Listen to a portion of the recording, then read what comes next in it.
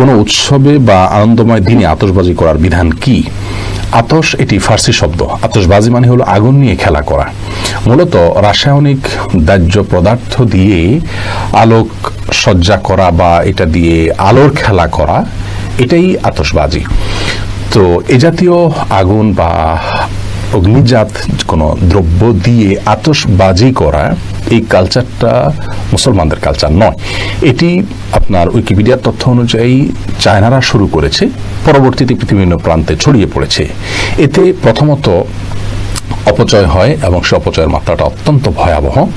একজন মুসলিম আনন্দ করবেন, বিনোদন করবেন, কিন্তু বিনোদনের নাম করে তিনি অপচয় করবেন এবং লক্ষ লক্ষ কোটি কোটি টাকা আতশবাজিতে খরচ হয়। 31st নাইট উপলক্ষে আপনার লজ্জার কথা যে দুবাইয়ের মতো দেশ, মুসলিম কান্ট্রি হওয়ার পরও সেখানে আতশবাজিতে যে খরচ হয় এবং যেইভাবে আতশবাজি করা হয়, তাতে তারা গিনেস বুকে তাদের নাম লিখিয়েছেন এবং সেটা ধরে রাখার জন্য প্রতি বছর তারা চেষ্টা করেন।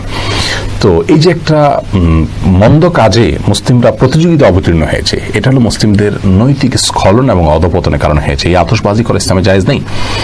প্রথমত এটাতে অপচয় রয়েছে, দ্বিতীয়ত এখানে ভিন্ন ধর্মের মানুষদের কৃষ্টি এবং কালচারকে গ্রহণ করেছে। মুসলমান সেটা করতে পারে না। মুসলমান নিজস্ব সংস্কৃতি আছে, স্বকীয়তা আছে, নিজস্ব কালচার আছে, সে অন্যের কালচার গ্রহণ করতে পারে না।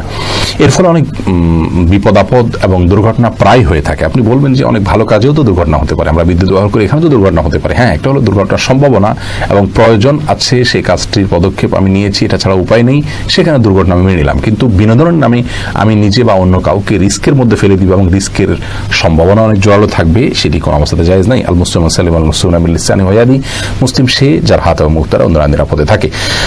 অতএব এই আতশবাজিকে কোনো আলেমগণই জায়েজ বলেননি। অগ্নি পূজকরা আগুনকে নিয়ে নানা রকম তাদের কালচার এবং সংস্কৃতি আছে এবং অগ্নি স্নানে পবিত্র হওয়ার কথা হিন্দু ধর্মে বলা আছে।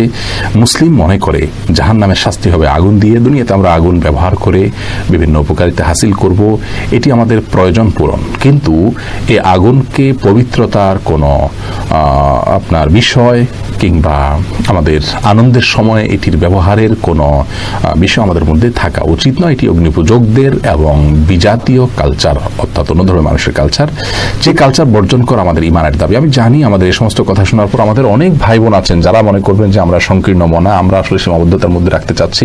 আসলে সংকীর্ণ মনা নয়, বরং আমরা মুসলমানদেরকে ইসলামের উপরে থাকার যে নির্দেশনা করা দিয়েছে, সেই চেষ্টাটা আমরা করে থাকি। আল্লাহ তাআলা আমাদের সবাইকে ইসলাহের পথে, সংশোধনের পথে চলার তৌফিক দান করুন।